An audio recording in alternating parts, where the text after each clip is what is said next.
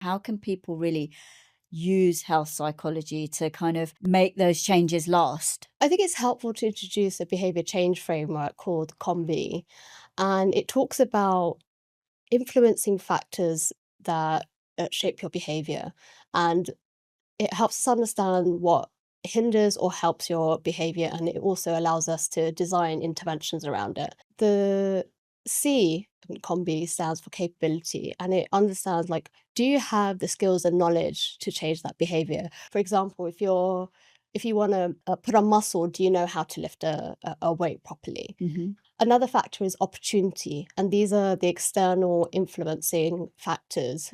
So what's the social norms, and also looks at your environment. If you want to go to a gym class, do you have a gym that's close by, or is the nearest 1 hour away? And that will kind of determine, are you going to exercise or not? Yeah. And then finally is motivation. You know, what are your goals? What's your values? And then also some of your habits. So all three of these are influencing each other and then influence behavior. Yeah, and I think it's a really good way to almost forgive ourselves a little bit. I think sometimes we do think, oh, well, it's just me. I'm not motivated enough. I've not got enough willpower. When actually there's so many of these influences on our behaviour. Yeah. Welcome to the 51%, the podcast where we cut through the noise and get back to basics when it comes to women's health. Through expert insights and powerful personal stories, we help you tune in to what really matters. Your body, your well-being, your life. No one-size-fits-all advice, just real conversations to help you understand your health on your own terms. But before we dive in, I have a quick favour to ask. Please hit subscribe and join the 51% community on our website. It's free and it helps us grow, reach more women and create events that really speak to the health and wealth challenges we all face. And finally, just so you know, everything shared on this podcast is for information only. It's not medical or financial advice, and always speak to a qualified expert for support. Neha, Rosie, thank you for coming to this podcast. It's great to have you on. Could you please introduce yourself and talk a little bit about your journeys from what you were doing before, your health journey, of course, we'll be touching on. And I'm really curious about health psychology because it's something that I've not, obviously lots of people know about psychology, but I think health psychology is something most people probably don't understand and not sure what that actually means. So yeah, could you introduce yourself? That'd be great. Thank you so much. Yeah, fabulous. Thank you. It's really, really great to be here. So my interest in health actually began long before any issue, like health journey or issues that I was having with my health. So when I was doing my undergraduate in psychology, I started my undergraduate thinking I was going to be a clinical psychologist, so dealing with people with mental health issues, which I think is how a lot of people think of psychology. And in my degree, I had half a module on this health psychology. And I absolutely loved it. I found it fascinating. Ultimately, it's the psychology of physical health and illness. So thinking about how we deal with chronic conditions or how we cope with things like pain or other symptoms, but also how we think about health behaviours. So things like eating, exercise, alcohol, smoking, and how we change those behaviours. So I loved it so much, I ended up doing a master's and PhD in the space. And then I've spent the last, over 10 years now, sort of working in digital health and health tech, using health psychology research to really refine products to make sure they're grounded in what people really need and what we know about how to really change behaviour.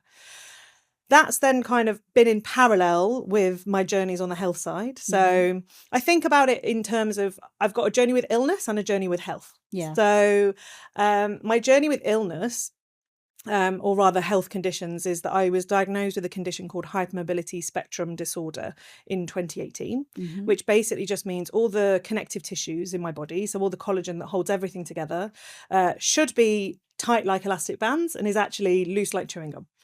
Which causes lots of problems. It took a little while to get diagnosed. So I had periods of unexplained fatigue, increasing pain throughout my early 30s. And it was only when my sister was diagnosed with a related condition called Ehlers-Danlos syndrome that I was then able to get a diagnosis. And I think without that, I probably still wouldn't have a diagnosis today. So I have now have a diagnosis, which is helpful. I think always good to know what's going on in your body. But also it is something that requires quite a lot of active management. So there isn't really any treatment aside from routine strength training and things like that. So it's very easy for me to get injured and things, and I have to do quite a lot of work to reduce things like pain. On the health journey side of things, I have been on a journey in terms of going from a place of dieting a lot and being very up and down or very all or nothing in any changes that I was making, to realizing actually this isn't really helping me, because I would lose weight, I would make a ton of changes, and then I would fall off the wagon and then regain all the weight back on, feel miserable about myself. So I went through a journey of quitting dieting, working on body acceptance, things like that, to the point where I am today of hopefully, touch wood, so far, being able to sustain lots of various behaviours that feel good for me and my body in terms of eating and exercise. So both of those things have aligned on what I do now. So which is really supporting sustainable changes in behaviour. And I do that across consulting with health companies, particularly health tech companies, supporting them in thinking about bringing people into what it is that they're building. And I also practice as a health coach. So work with people one-on-one to support them in making changes to their health in a way that is kind of smooth and sustainable, rather than that all or nothing cycle. Wow, you really kind of embraced this whole kind of health psychology. It's my life. It's become like really part of almost every aspect of your life, like everything you do. That and that's amazing. I find that I feel like you've started off this journey with health psychology, and that really caught your eye. And you've really kind of gone into that and expanded on that. But we'll talk a bit more about that later. So Neha, can you introduce yourself as well? There's some similarity here. I live with a rare genetic condition. It wasn't diagnosed until I was 29. So for many years, and the condition impacts my respiratory system. So I'm more prone to coughs and colds and infections.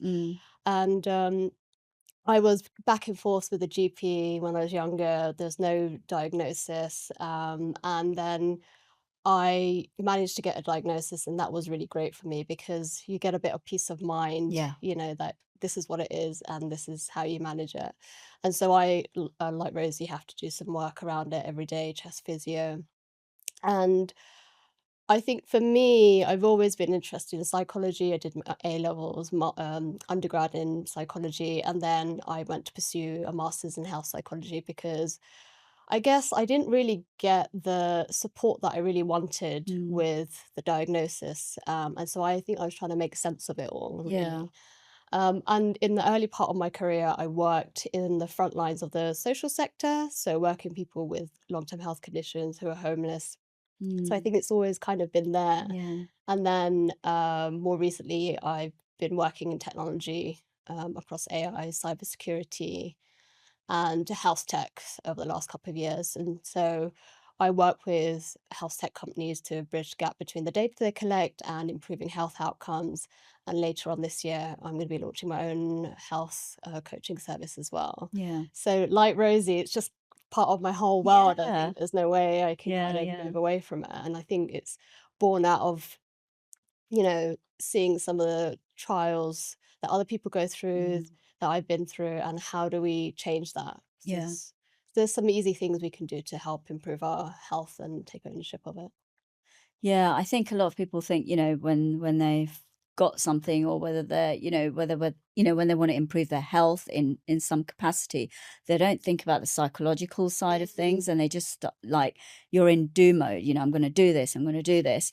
And then a lot of people like fall off a cliff, especially when it comes to exercising. I'm going to go to the gym 5 days a week, and I'm going to do this, and I'm going to eat this, and I'm not going to eat this, and then crash, for a lot of people that happens. Some people maybe not. And there is psychology behind that perhaps a lot of people don't think about. I certainly didn't think about that, and that's why I'm really intrigued to speak to you both, for sure. So one question I really want to ask you is, from a psychological perspective, you know, you've both been diagnosed with a condition and you both know now what that is. But what about the why piece? Psychologically, have you ever wanted to know why you have what you have, or perhaps you even know what, you know, why you have it? I wonder that because I speak to a lot of people, and it's almost a case of, yes, I've been diagnosed with this, and this is what I'm taking, and this is what I have to do. But they don't really know why they have that condition, and they want to find out why. And that's where a kind of a bit of, you know, stuff comes in where, well, we don't know why you have it, and you just need to take this medication, and that's that kind of thing. But people aren't really people are becoming a bit more, well, I want to know why do I have this, you know? Is there anything related, you know, psychological stuff related to that? Because I think a lot of people are questioning now. So there are lots of ways in which we process once we're diagnosed with a chronic condition. We can think about things in lots of different ways, and the cause of it is a huge factor within that. And it can have a big impact on how people adapt to their condition, how they cope with it, things like that. So you're completely right. I personally, I mean, I feel relatively confident that there is some genetic component, because it's a condition that, you know, related to what my sister has. You know, you can see symptoms of it throughout the family. It doesn't necessarily make it easier. And I think actually knowing that genetic component almost made me like brush over having to think about that side of things, like when I was first diagnosed. And it's only in the last year or so, when I've been seeing a very good therapist, that I've really finally started to confront, like, oh, I don't think I ever actually properly took the time to process this. And that is the kind of work that health psychologists who practice clinically do tend to do, quite a lot of that work. But unfortunately, that support doesn't tend to come with the diagnosis for most people. No, it didn't come for me. Yeah. I think with me, because they told me it's a rare genetic condition, I just knew, okay, it's down to my genetics. But when I was younger and I hadn't been diagnosed, I would ask myself, like, why me? Why is this happening to me? You know, because you're unwell for long periods of time. Other children or your peers are playing, and maybe you're not as well. So those are the things I grappled with a lot when I was younger, not so much now. And when you know, you went through that process, right, of having symptoms, were there cases of, you know, when you went through the healthcare system, of being dismissed and, you know, with kind of, there's nothing wrong, it's in your head, you know, all these things I hear as well people talk about. Can you talk a bit about that? Yeah. I mean, when I was younger, obviously my parents were advocating for me. So it's hard to really explain and say what you're feeling, or really understand what's happening. You just know something isn't quite right. And then as I got older, then I had to advocate for myself. And there was a period where I was unwell, and I just had to keep going back to the GP and insist, I need more tests, I need more tests, I need more tests, or something. And so they managed to refer me, and I had further testing. And with my condition, there's specialist units around the UK, so not every hospital will do it. Unfortunately, now I'm part of a multidisciplinary team that will, you know, look after my health and see me as an outpatient once a year. So that's really great. But I think, you know, a lot of women experience the stress of not being believed, and it takes a massive toll on the body and the mind. You don't trust yourself. You start to get into this anxious mode, stress mode, and that seeps through every area of your life, and it also can make your symptoms worse. I'm reading this phenomenal book at the moment. It just came out last week.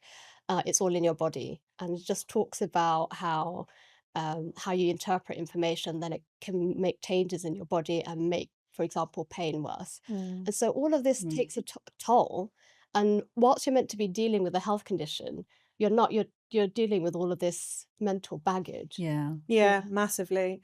I had an experience which I think will probably be familiar to a lot of listeners, where my main symptom was fatigue.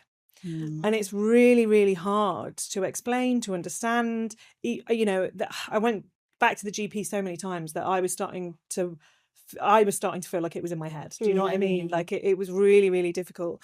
And they've did various tests and things, but ultimately it's like, oh, well, we can't find anything wrong, so you must be fine. Rather than, oh, we've not found anything wrong, so we need to do something else to get to the bottom of these symptoms. And I think that is probably a very common experience, I think. And it's a really, really difficult one to deal with, particularly because there's so many different things that can be causing it. It's really, really tough. But I think that's the problem, is that we're not looking at the root cause. Why is it happening? But instead you keep presenting with these symptoms. You only have 20 minutes in an appointment to talk about 1 or 2 symptoms. Well, 10. Yeah, 10 minutes. 10 minutes, one symptom. 10-minute one symptom. If you want to talk about another symptom, it's another appointment. Exactly. And so then you keep going back and forth, and no one's looking holistically about what is going on to get to the root cause of it. There was a pamphlet in my GP surgery, and it talked about Jess's rule. I don't know if you've heard of it. So she was a young lady. She went to the doctors 27 times complaining about her symptoms. And then finally they found out that she had cancer, and she was at the end stages of it and died. And her parents have been advocating and campaigning for attention from the GPs. Like, if people present with symptoms multiple times, we have to change the course of action, and we have to look into why that's happening. And I think that's a shame. We're not really doing enough of looking at root cause, because we don't have the capacity. The healthcare professionals don't have the capacity for it. For sure. And then people, then they start turning to Google or ChatGPT and things like that to figure out, what's going on. And then they're also told, don't go to Google, but you're kind of left, well, what do you do? And then you find that you go to the GP and say, I think I've got this. Have you looked at this? Yeah. And they don't like that. A lot of some of them do, but a lot of doctors don't. And I can, I can understand that. And they want to take it from they want to look for things openly, right? Rather than just confirm or deny what it is that you said that you've had. But people need answers, right? When you have symptoms and you don't know what's causing them, it's hugely distressing. Like hugely distressing. And it's amazing how much answers, or even just, support and somebody taking it seriously, can really, really make things feel automatically just a little bit better. So how does health psychology fit into all of this? And how can, you talked a bit about, weight and going up and down in weight and exercising and all these behaviors. You try and go through this weight loss program and exercise this many times and do this and that, whatever people are doing out there, supplements, God knows what. There's so many things people are doing right these days to try and improve their health sometimes. And a lot of people fall off that cliff and then get back to square one and give up, whatever. What is the health psychology behind that? And how can people really use health psychology to kind of make those changes last, basically, and are more sustainable with your lifestyle? Because everyone's lifestyle and life is different. What you do might not work for me, and it probably won't, because we're two different people. We've got two different lifestyles and all sorts going on, right? I think it's helpful to introduce a behavior change framework called COMBI, and it talks about influencing factors that shape your behavior, and it helps us understand what hinders or helps your behavior, and it also allows us to design interventions around it.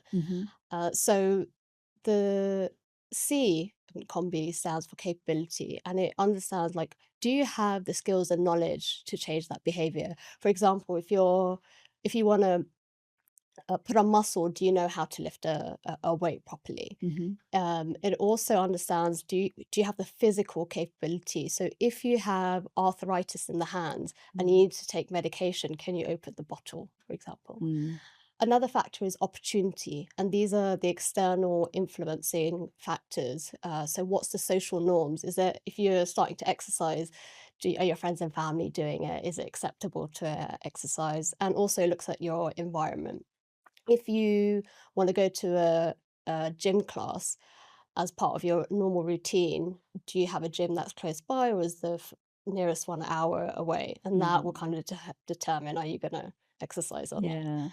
And then finally is motivation. You know, what are your goals? What's your values? And then also some of your habits.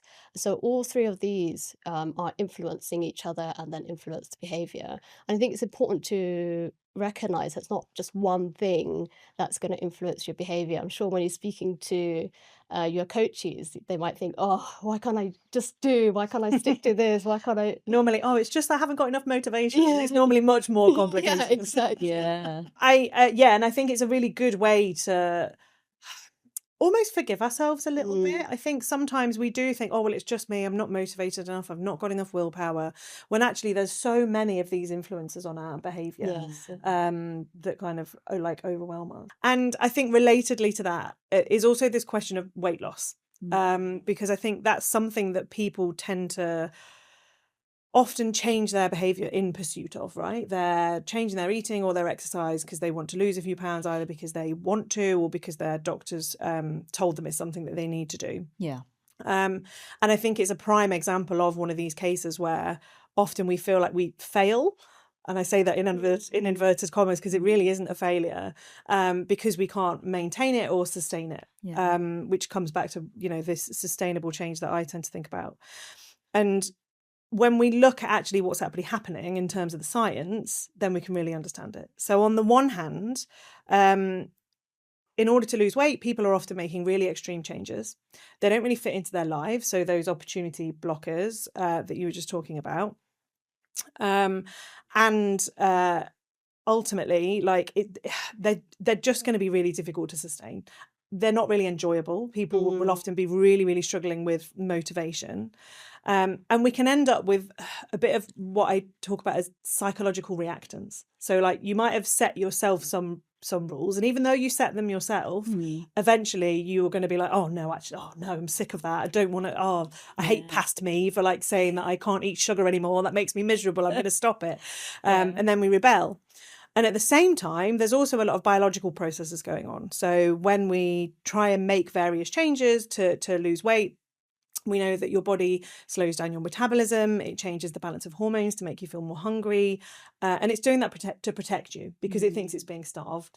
So at the same time as you're fighting against this psychological reactance and really, really struggling with extreme changes, your body is also screaming at you to be like, no, move less and eat more. I don't want you to be doing this, which is why people then really, really start to struggle. And I think sometimes when people really understand the things that are going on behind, you know, underneath our behaviour and everything that's going on, I think we can then start to be a bit kinder to ourselves and realise, oh, actually, this is hard because it's meant to be hard. And actually my body is kind of almost fighting against me and trying to protect me. And there's all of these drivers, this capability, opportunity, motivation that are really having an influence on my behaviour and on everything that I'm doing. And in that landscape, like, of course, you don't feel like you're winning and sticking to it. What that doesn't mean is that you should just completely give up. There are other ways that we can approach it, and if we can take a step back and take the time to think about what those blockers might be, how might we overcome them, maybe think about shifting towards a goal that is different from weight loss. It doesn't mean that you won't lose weight when you make those changes. It just means that we're focusing on other things that are more within our control to achieve. So whether that is trying to feel like you have more energy, or you feel a bit fitter, or maybe you feel a bit less bloated and things like that. Those things can then really help as better motivators. Do you think the word weight loss is a problem within itself? Because it's kind of like, why don't we just change the word? Why does it have to be weight loss and not just, you know, I'm just going to eat a bit different and a bit more healthier and these kinds of things, as opposed to I need to lose weight because of whatever reason, you know, weight loss and dieting, and then because weight loss tends to lead on to dieting. Yes. And then it becomes a thing. Yeah. I think the challenge is, I mean, I agree that it's unhelpful, but we've tried to rebrand weight loss and dieting in so many ways, so many times, both as a culturally society, you know, companies do this, but even as in individuals, right? Oh, I'm not on a diet. I'm just being healthy. Nearly always it is still making some of those unsustainable changes, and it is still normally in the background in pursuit of wanting to be smaller, which I can completely understand, right? We live in a world where it is easier to be in a smaller body. Like I get that. I totally accept it. But yeah, ultimately it is still like something that is going to make you at some point feel like you're failing. Yeah. Through no fault of your own. Whereas when we just think about, I think the way that I tend to try and think about it with coaching clients is to get them to just focus on their behavior. Yes, we talk a lot about their values and where they want to get to and how their behaviors are supportive of that, but we're taking the focus back down to what they're actually doing and how that's feeling in the moment. Yeah. Do you ever find that some of them have unhelpful thinking patterns, thinking in extremes of blaming themselves? Yeah. Yeah, massively. The all or nothing thinking is probably the most common one. Yeah, like that. Oh, well, I was on a diet, or like I've quit eating sugar and then I had a chocolate bar, so now I might as well eat all of the chocolate. Yeah. I've done that. We've all done that. Yeah. Not so. I don't really have much of a sweet tooth, but I go down these. Right, I'm not. And then I have one. I think, oh, sorry, I'll just have 10 of those now. Yeah, it's the food. And then I'll and then I'll restart next week. Exactly. Oh yeah, all the way next week. Yeah. Yeah, and I think those types of things, and the way you think about things also need to be addressed. And you won't necessarily get the space for that with your GP or other healthcare professionals as well. There's so much to it, and there's certain core beliefs that we have that are driving these unhelpful thinking patterns, and that needs to be unpicked. So maybe a core belief is I'm not lovable, there's no one I can trust, I'm scared, and that drives thinking patterns that then feeds into our behavior that also needs to be unpicked. Yeah. Do you think that then, if you want to get from A to B with your health, whatever that is, you kind of need to unpick your past, maybe, or just your habits from before, or what your narrative that you've been telling yourself, how you grew up as a child. Maybe perhaps your parents said that you're too fat or too skinny or too this, or someone called you names. I don't know. God knows, it could be anything. Yeah, it for feels sure. like you have to do a bit of back work somehow. Personally, I have found that helpful to think of, to address that, but alongside the behavior change. Otherwise you just think you think about it, but you don't actually change your behavior. And you might need to do physio, you might need to eat healthily anyway. So I think it can be quite valuable with the right person to talk all that through and understand yourself a lot more.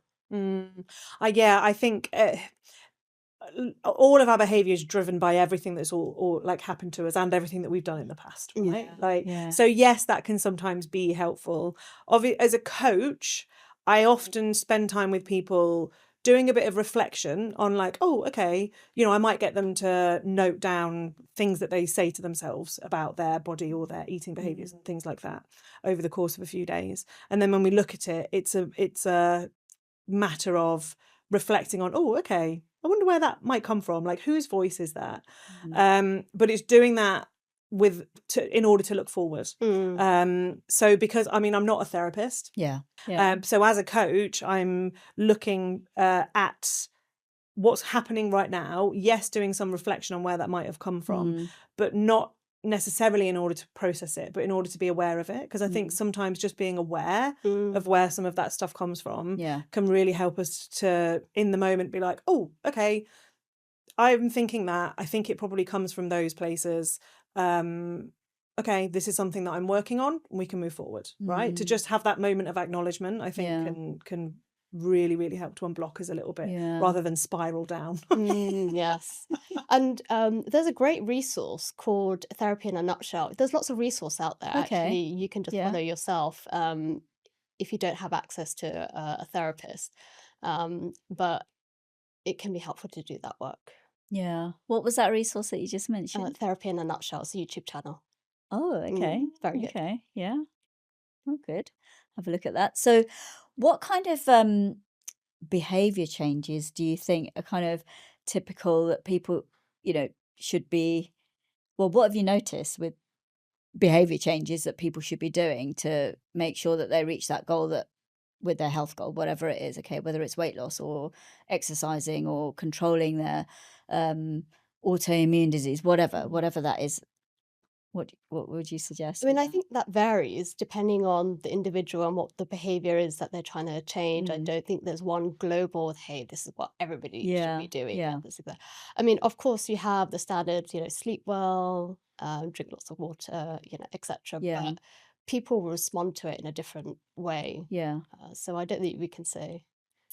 Yeah. Do this or do Yeah, that. it definitely varies by person. Although I do think that sleep feels like one of the fundamentals, because when we're tired, we don't feel like moving. We feel like eating a lot more like sugar and things like that, right? Yeah. Because our body is tired and it's craving it, and that's what it needs in that moment. In terms of thinking more broadly, when I'm working with coaching clients, I tend to do a lot of work on really focusing on listening to your body. And sometimes that can be alarming, because as part of that, one of the things that I encourage people to do is give themselves unconditional permission to eat all of the foods that they have not been allowing themselves to eat. Which is, everyone then says, oh God, no, I'll just eat everything. I'm like, well, you might for a few days, and then you'll get really sick of it. Because ultimately a lot of people experience food noise. It tends to be something that people always talk about, or like, oh, if I've got the biscuits in front of me, I can't not eat them, things like that, feeling out of control around food. So actually doing some of that listening to your body and actually thinking, oh, okay, maybe if I just let myself have the biscuits, I'll do better. Like I had a client who, she'd really crave chocolate in the evenings.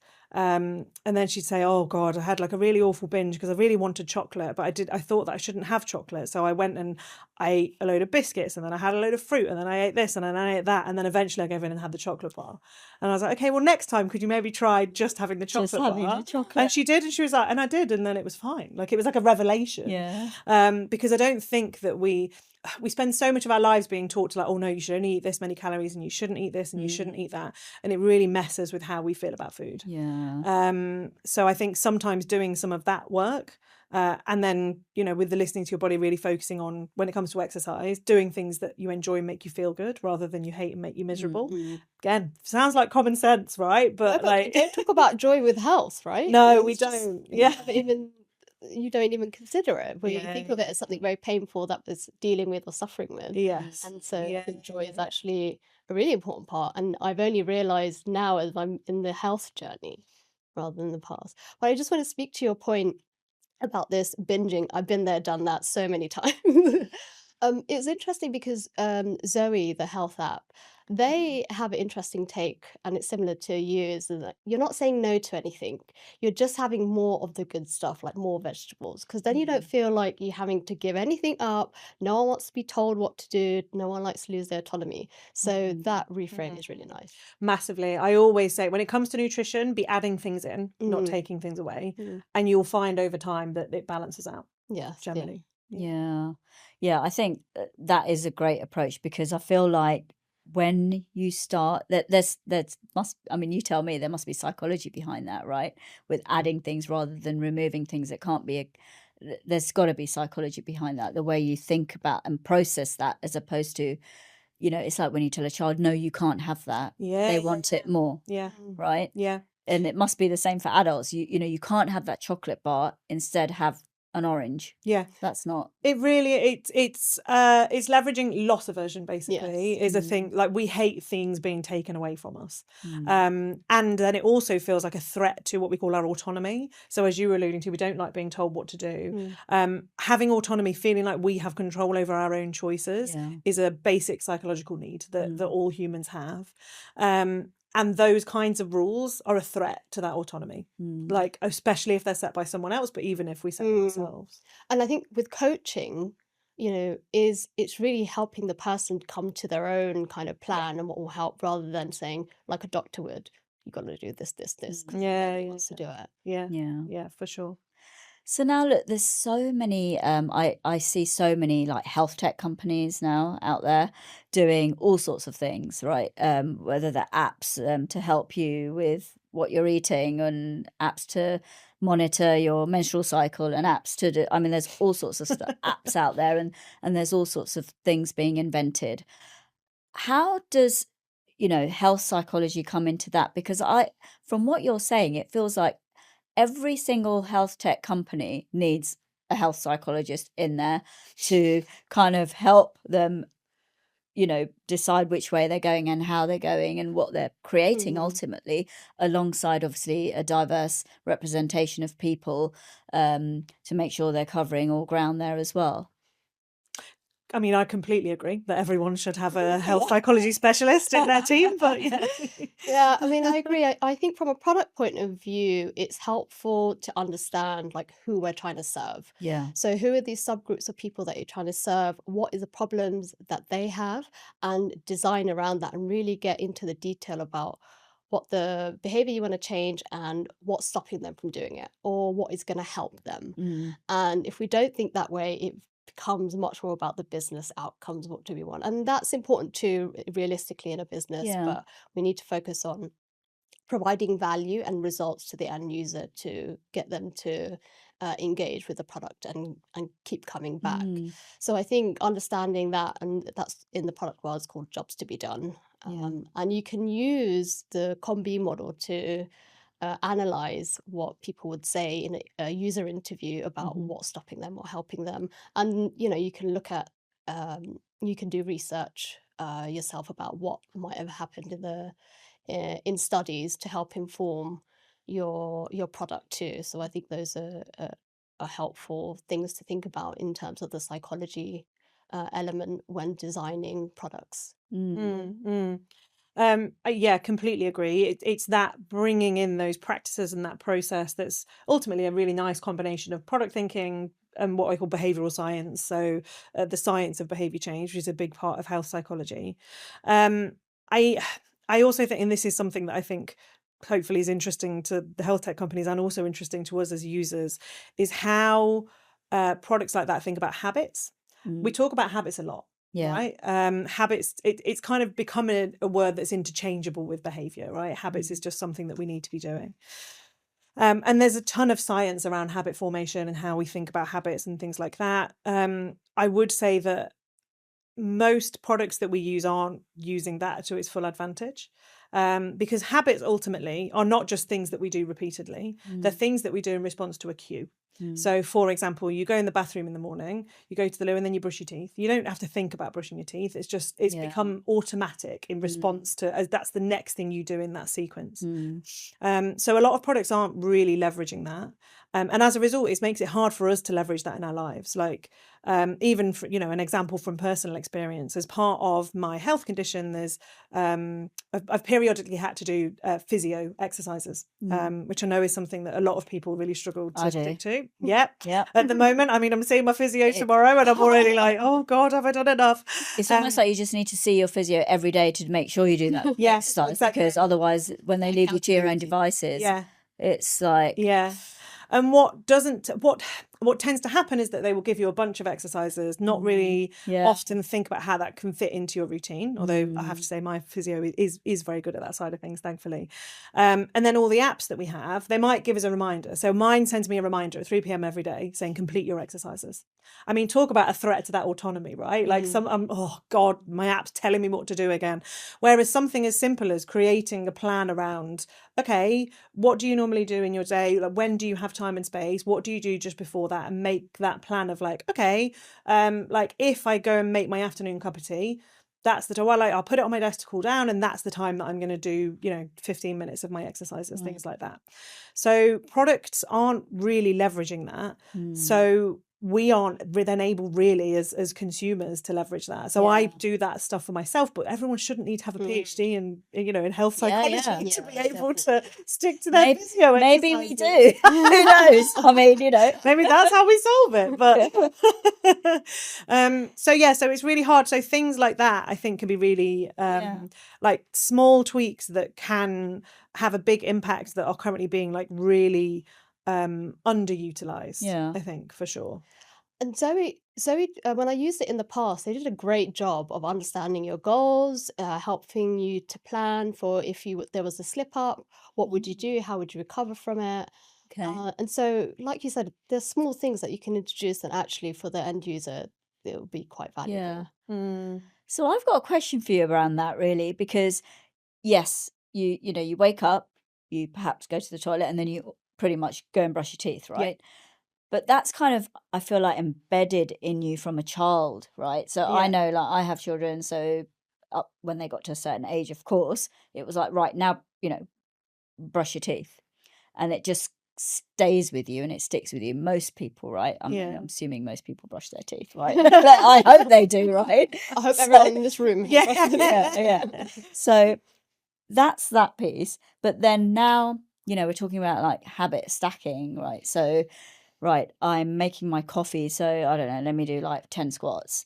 Or I'm making my coffee, let me do my pelvic floor exercises. Because I have an app for my pelvic floor exercises and it pings and I'm like, okay, ignore that, move on all the time. Yeah. So now how do I remember to do my 10 squats or my pelvic floor, whatever that thing I need to do while I'm making my coffee? Or, right, I'm going to sleep, which means I can do this. How do I remember that then? Because then do I need to set a reminder for me to remember to do that? So there's a mechanic that we use in health psychology. I mean, it's called implementation intentions, but all it actually is an if-then plan. Yeah. So you create yourself a little plan of like, if I'm making coffee, then I'll do my pelvic floor exercises. And you've got to repeat that over and over a few times. You'll feel very silly, but it needs to drill it into your head. I do this if I've got something that I need to not forget. I'm like, oh, when I go and put my coat on, I'm going to remember to put my laptop in my bag. If I put my coat on, put my laptop in my bag. And what you're doing is you're creating a connection between those two things in your head. Right. And then you have to repeatedly do it. And reminders can help you initially. But your reminder should be of that plan. Right. Yeah, so your reminder should say, when you're making coffee, do your pelvic floor exercises, because that's the thing that you're reinforcing over and over again. Because the idea is eventually, hopefully, you don't need the reminder because it becomes automated. Yeah. The downside is you do need quite a lot of motivation to put the work into creating that habit. And I think that's what people often sometimes forget is that actually, yes, habits are supposed to be automatic, but ultimately you need to have the motivation to create it in the first place. And it can't be anything too complicated. I think sometimes we talked earlier about, making lots of changes. Just start off with something small, because then that builds that connection, but also it builds your self-efficacy. Like you believe, like you can do it, and then that continues and spreads to other behaviors as well. Yeah, I don't know. I feel like there's too many things in the way to even do that. And it just actually, I just remembered I saw a physio once and she told me to buy a whole load of dots, sticky dots. It's like a visual prompt. Yeah. So, whatever, green for this and red for this. And then so I'd look at you'd see the green dot in the mirror. Right, I need to do this now, whatever that thing is. But you do have to take some form of action to do it. And then it's like, how do I fit that into my day to even get to that stage, right? Yeah. So it's got to fit in. And I think this is kind of almost where habits fall down a little bit, because they assume everything stays the same and life does not stay the same. So things are going to be fluid and change. Maybe one day you don't have a coffee, or you're not at home, or like whatever that might be. Gotta go into the office. Yeah, exactly. And they then get disrupted really easily.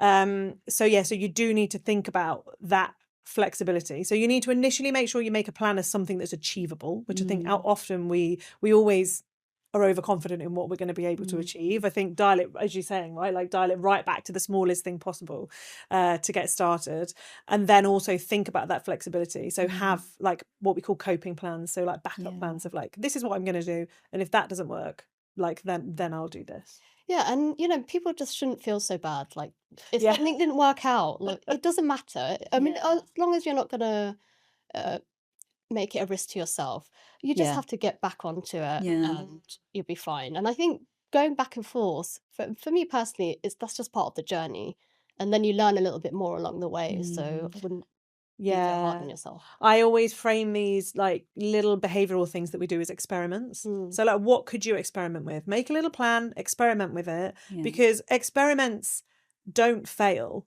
Like experiment, you get a result from an experiment, you learn from it, and then you experiment again, right? And it takes that Just takes the pressure off, doesn't it? Yeah. Okay, so you can give some of these techniques a go, and then you can let us know how you.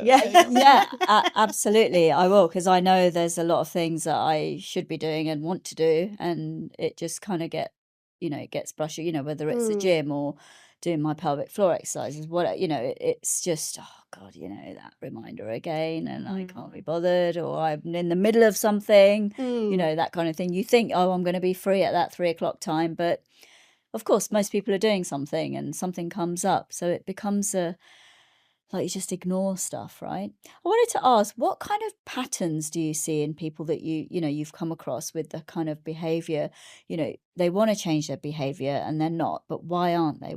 Are there any like similarities or like patterns you see in people that are fairly similar that you could kind of think, right, most people typically do this, and here's a kind of typical solution for that typical thing? Oh, that's a really good question. I might need a minute to think of you. Maybe what I've seen when I've spoken to women is that they're just under a incredible amount of stress. And so actually that's one of the things that's hindering them, because they just feel so overwhelmed, stressed, they can't think properly, they have lots to do at work, and they have children.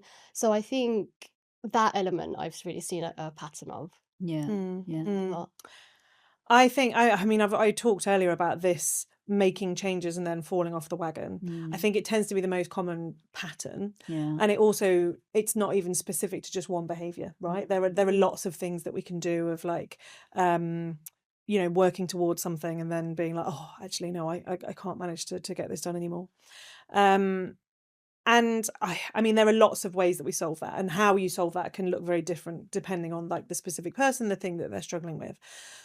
But on the whole, I think the place where I would always start is making sure that they've got the right why, and that their behavior supports that why. So one of the first things that I do with coaching clients is do a values exercise. So really understand what are the things that are actually fundamentally important to you when no one else is looking, not the things that you like want people to kind of like say or see about you, although there might be a big overlap. But yeah, like the what performative side? Yeah, exactly. Yeah. Like the fundamental things, like what actually really brings you joy and energy. So is it family? Is it creativity? Is it learning? What might it be? And then use those things to really try and think about what changes you might want to make that will help you to live in a way that is more aligned with those values.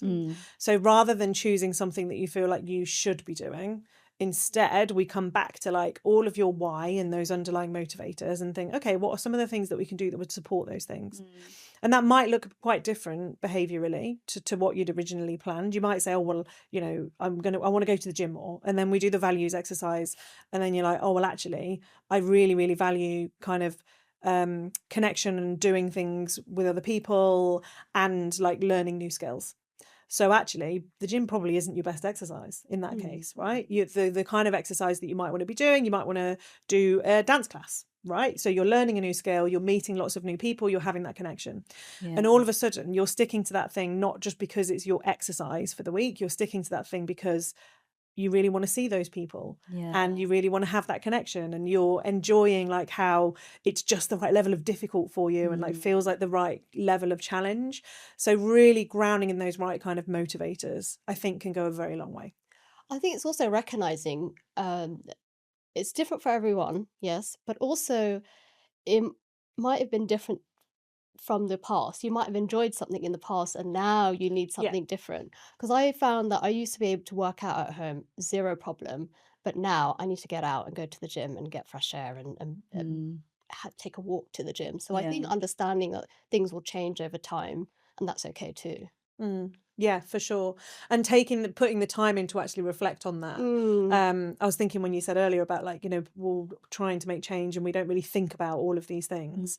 I think the one best piece of advice that I can give to people trying to change something is actually putting the time into doing some of this prep work for that, rather than just getting overly enthusiastic initially and being like, oh, well, I'm going to do this. And then you start doing it and then you fall off from doing it within a couple of weeks. If instead that first hour when you were going to go to the gym or do a class or, try a new healthy recipe or something, instead put the time into a bit of this work, in terms of really unpicking why you're doing it. Is that the best thing that I could be doing that feels really supportive of that? And then how will I get there? What are the things that are going to get in my way? How might I overcome them? Which is all the stuff that I do in coaching. But my dream is that everybody feels equipped to be able to do that for themselves. Yeah, but I feel like you need to take some time out to do this. Oh, for sure. And obviously it boils down to taking the time out to tune into your body and all these things and figure out what it is you want, what you're doing with your life, what your environment's like, and blah, blah, blah, right?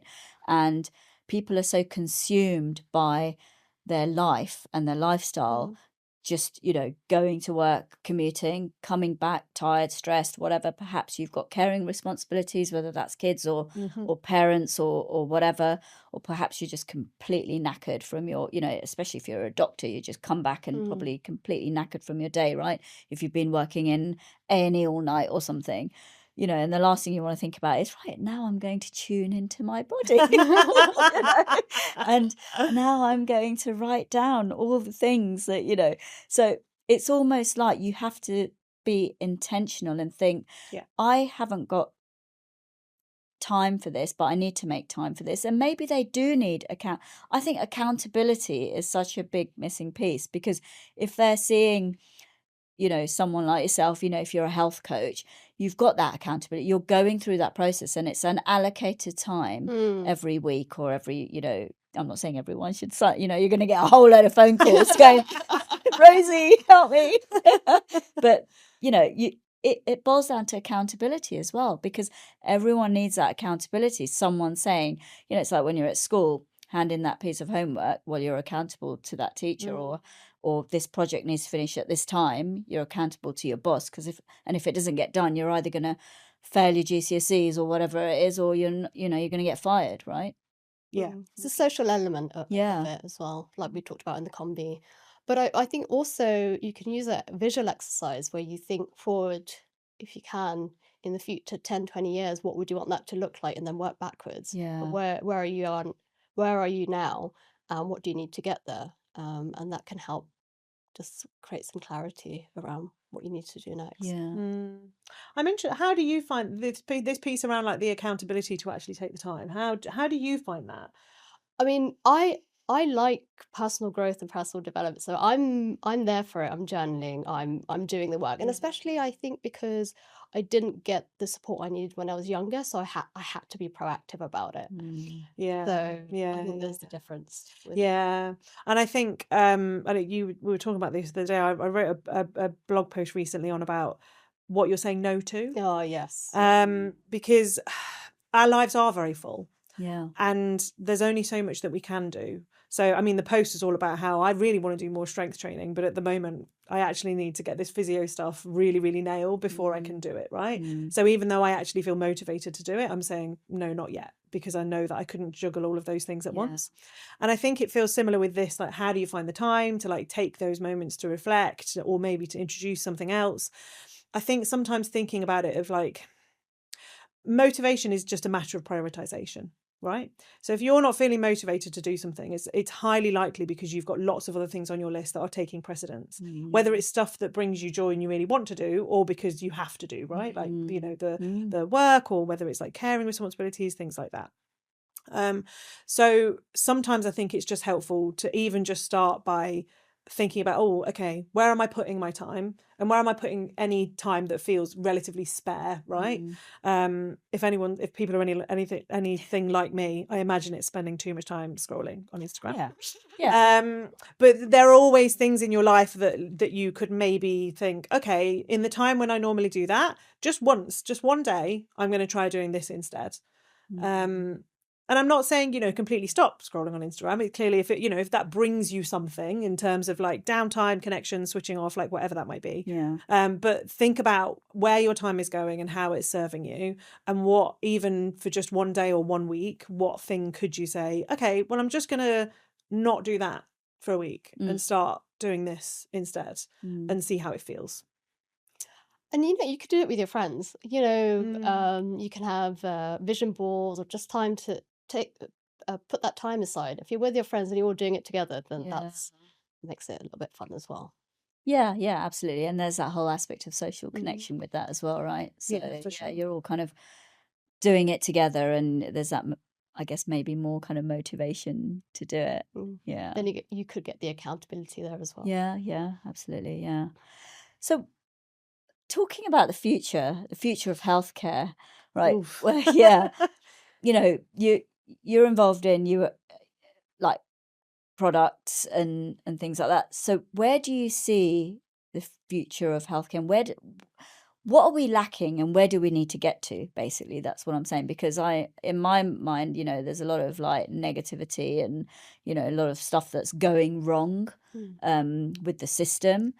And yes, we've got these apps and whatever, but then perhaps, like we talked about, the apps is just that added layer of pinging you, do this now and that kind of thing. So where do you see this going, and how are we going to kind of contribute to making the system a lot better for all of us? Do you want me? Shall I start? Yeah. I mean, it's not an easy problem to solve. No. But I think when it comes to health, and I think particularly when it comes to women's health, we need to be thinking much more holistically. So healthcare currently does not work at all holistically. No. I fell foul of this, right? My health condition affects lots of different systems in my body. And it's hard, like it's very underdiagnosed because of that, because everyone, you might be under 5 different specialists, but no one's putting all of the pieces together. So I think looking at that and really focusing on the person as an individual, treating women as thinking about how they have the capacity to be expert in their own bodies, right? So listen to them, because as a clinician, you are probably deeply specialist in one thing. The person in front of you is deeply specialist in their own experience.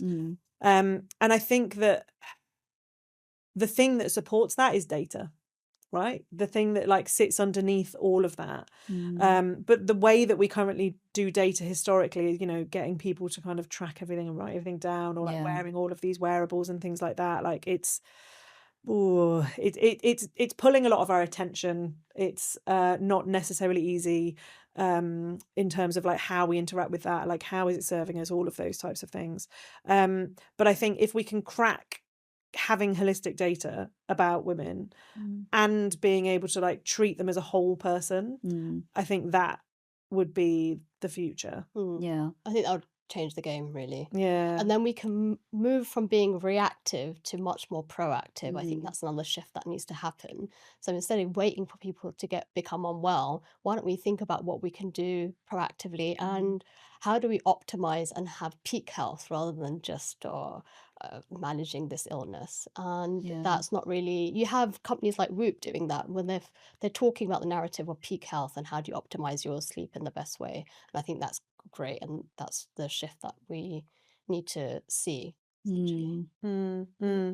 But also taking into account all of those different influences on people's behavior, but also like on their health. So I mean, health equity is something that I feel like hugely passionately about, and for a lot of people, we need to even just be getting the basics right in terms of like we fix health by most people not living in poverty, right? Like ultimately. So there are lots of kind of fundamental things that we need to shift in terms of like how people are living, how people are supported, and how people are treated as well. So I do quite a lot of work in weight stigma and how people are treated very differently when they see a clinician if they're in a bigger body.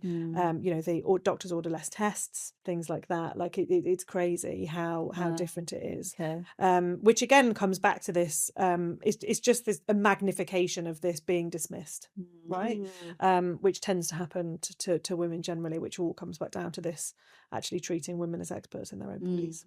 And I really hear you what you said about taking the holistic approach, and get your genes tested, get blood tests, the biological side, but also how you're thinking about things as well, and all of that combined.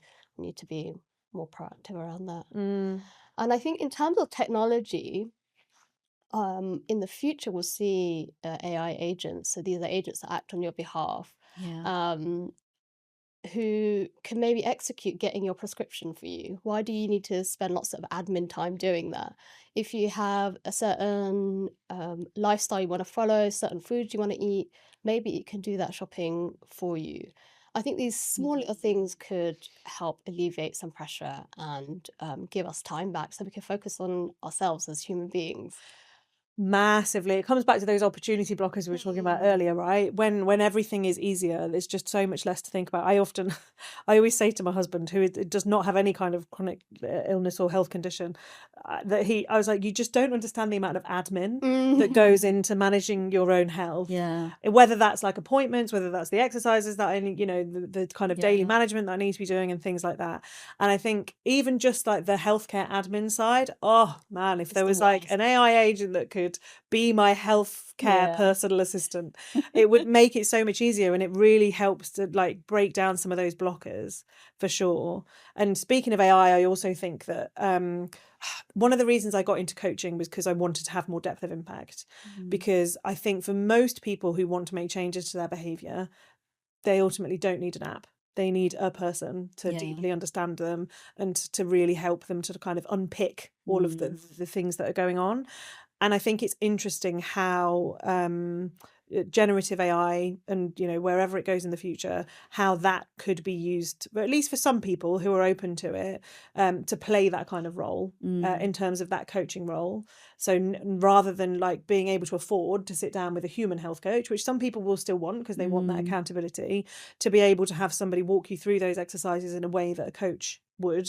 I think there's potentially a lot of value in that. And I've definitely found that when I've spoken to, they still want that human element. But you could use the coaching, AI coaching exercises in between sessions to help as well. So you could have both to keep it going, because sometimes behaviors will slip. Neha and Rosie, thank you so much for being on the podcast, and thank you for sharing your journeys and, of course, some information on health psychology. And hopefully, I'm hoping that it will help people to really see things in a different light as well, that it's not them, there is a psychology behind it, and there are people you can see and things that you can do for yourself, with the habit stacking and, lots of different areas they can focus on. So, thank you so much. Thank you. Thanks for having me. I enjoyed that. Thank you. It's been great.